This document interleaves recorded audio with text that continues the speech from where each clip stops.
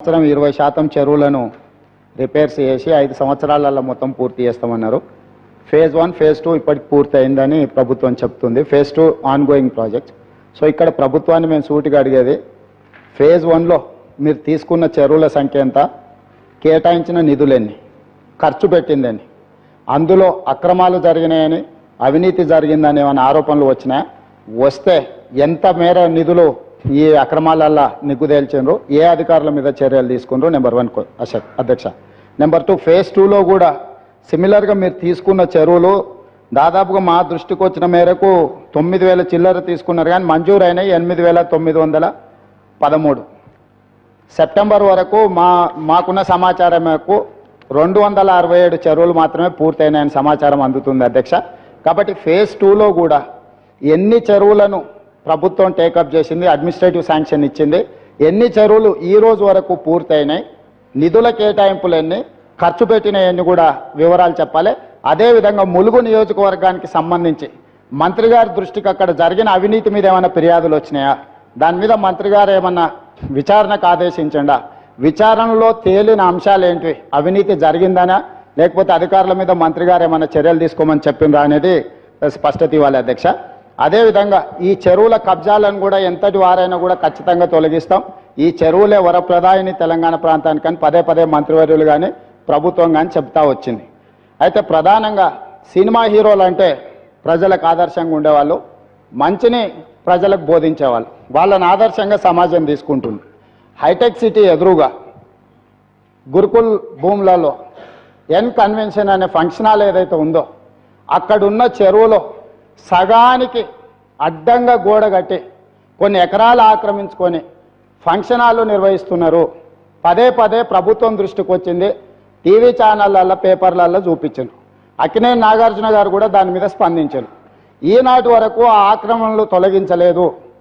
ఎందుకు అక్కినేని నాగార్జున గారు ఆక్రమించుకున్న చెరువుల ఆక్రమణలు తొలగించలేదు, ఎందుకు చర్యలు తీసుకోలేదు, ఏ శక్తులు అడ్డం పడుతున్నాయి, ఎప్పటిలోగా చర్యలు తీసుకుంటారో మంత్రి గారు సూటిగా సమాధానం చెప్పాల్సిందిగా కోరుతున్నాం. 20% చెరువులను రిపేర్స్ చేసి 5 సంవత్సరాలలో మొత్తం పూర్తి చేస్తామన్నారు.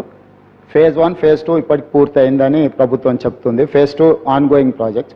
సో ఇక్కడ ప్రభుత్వాన్ని మేము సూటిగా అడిగేది, ఫేజ్ 1లో మీరు తీసుకున్న చెరువుల సంఖ్య ఎంత, కేటాయించిన నిధులెన్ని, ఖర్చు పెట్టిందని, అందులో అక్రమాలు జరిగినాయని, అవినీతి జరిగిందని ఏమైనా ఆరోపణలు వచ్చినాయా, వస్తే ఎంత మేర నిధులు ఈ అక్రమాలల్లా నిగ్గుదేల్చిండ్రు, ఏ అధికారుల మీద చర్యలు తీసుకుండ్రు. నెంబర్ 1 అధ్యక్ష. నెంబర్ 2 ఫేజ్ 2లో కూడా సిమిలర్గా మీరు తీసుకున్న చెరువులు దాదాపుగా మా దృష్టికి వచ్చిన మేరకు 9,000 చిల్లర తీసుకున్నారు, కానీ మంజూరు అయినాయి 8,913. సెప్టెంబర్ వరకు మాకున్న సమాచారం మేరకు 267 చెరువులు మాత్రమే పూర్తయినాయని సమాచారం అందుతుంది అధ్యక్ష.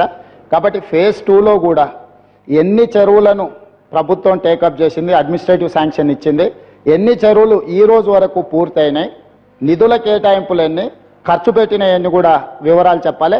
అదేవిధంగా ములుగు నియోజకవర్గానికి సంబంధించి మంత్రి గారి దృష్టికి అక్కడ జరిగిన అవినీతి మీద ఏమైనా ఫిర్యాదులు వచ్చినాయా, దాని మీద మంత్రి గారు ఏమన్నా విచారణకు ఆదేశించండా, విచారణలో తేలిన అంశాలు ఏంటి, అవినీతి జరిగిందనా లేకపోతే అధికారుల మీద మంత్రి గారు ఏమైనా చర్యలు తీసుకోమని చెప్పిండ్రా అనేది స్పష్టత ఇవ్వాలి అధ్యక్ష.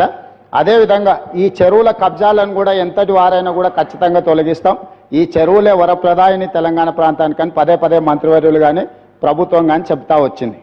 అయితే ప్రధానంగా సినిమా హీరోలు అంటే ప్రజలకు ఆదర్శంగా ఉండేవాళ్ళు, మంచిని ప్రజలకు బోధించేవాళ్ళు, వాళ్ళని ఆదర్శంగా సమాజం తీసుకుంటుంది.